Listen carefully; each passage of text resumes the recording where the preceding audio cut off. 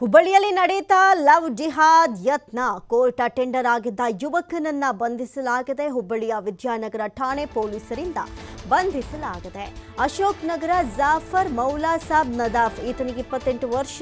ಈತನನ್ನ ಇದೀಗ ಬಂಧಿಸಲಾಗಿದೆ. 6 ತಿಂಗಳ ಹಿಂದೆ ಹಿಂದೂ ಯುವತಿಯನ್ನ ಪರಿಚಯ ಮಾಡಿಕೊಂಡಿದ್ದ ಜಾಫರ್. ಆಕೆ ಕೂಡ ಅದೇ ಕೋರ್ಟ್ನಲ್ಲಿ ಕೆಲಸವನ್ನ ನಿರ್ವಹಿಸ್ತಾ ಇದ್ರು. ಹುಬ್ಬಳ್ಳಿ ಕೋರ್ಟ್ನಲ್ಲಿ ಸಹಾಯಕಿಯಾಗಿ ಕೆಲಸವನ್ನ ನಿರ್ವಹಿಸ್ತಾ ಇದ್ರು. ಯುವತಿ ಕೇವಲ 6 ತಿಂಗಳ ಹಿಂದೆಯಷ್ಟೇ ಪರಿಚಯ ಮಾಡಿಕೊಂಡಿರ್ತಾನೆ. ಪರಿಚಯದಿಂದ ಸ್ನೇಹವನ್ನು ಬೆಳೆಸ್ಕೊಂಡು ಯುವತಿ ಜೊತೆ ಒಂದಷ್ಟು ಫೋಟೋಗಳನ್ನು ತೆಗೆದುಕೊಂಡಿರ್ತಾನೆ ಈ ಜಾಫರ್.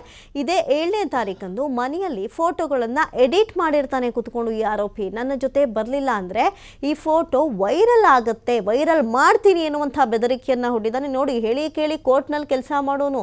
ನ್ಯಾಯ, ನೀತಿ, ಧರ್ಮ ಎಲ್ಲವೂ ಕೂಡ ಅಲ್ಲಿ ಹೇಗೆ ನಡೆಯುತ್ತೆ ಅನ್ನೋದು ಗೊತ್ತಿರುತ್ತೆ. ಜೊತೆಗೆ ಈ ರೀತಿ ಮಾಡಿಕೊಂಡ್ರೆ ಮುಂದೆ ಏನೆಲ್ಲ ಅನುಭವಿಸ್ಬೇಕು ಅಂತ ಗೊತ್ತಾಗಿರುತ್ತೆ. ಆದರೂ ಕೂಡ ಯಾರ ಭಯ ಭಕ್ತಿ ಇಲ್ಲದೆ ಜಾಫರ್ ಎಂಥ ಕುಕೃತ್ಯಕ್ಕೆ ಮುಂದಾಗಿದ್ದಾನೆ ಅನ್ನೋದನ್ನ ಸದ್ಯಕ್ಕೆ ಫೋಟೋ ವೈರಲ್ ಜೊತೆಗೆ ಜೀವ ಬೆದರಿಕೆಯನ್ನು ಕೂಡ ಈ ಆರೋಪಿ ಅಂದರೆ ಜಾಫರ್ ಹಾಕಿದ್ದ ಅನ್ನೋದು ಸದ್ಯಕ್ಕೆ ಗೊತ್ತಾಗ್ತಾ ಇದೆ.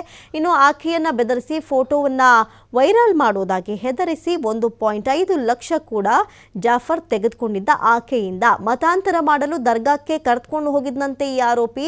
ಯುವತಿಗೆ ತಾಯ್ತಾ ಕಟ್ಟಿಸಿ ಜೀವ ಬೆದರಿಕೆಯನ್ನು ಕೂಡ ಹಾಕಿದ್ದಂತೆ ಈ ಜಾಫರ್.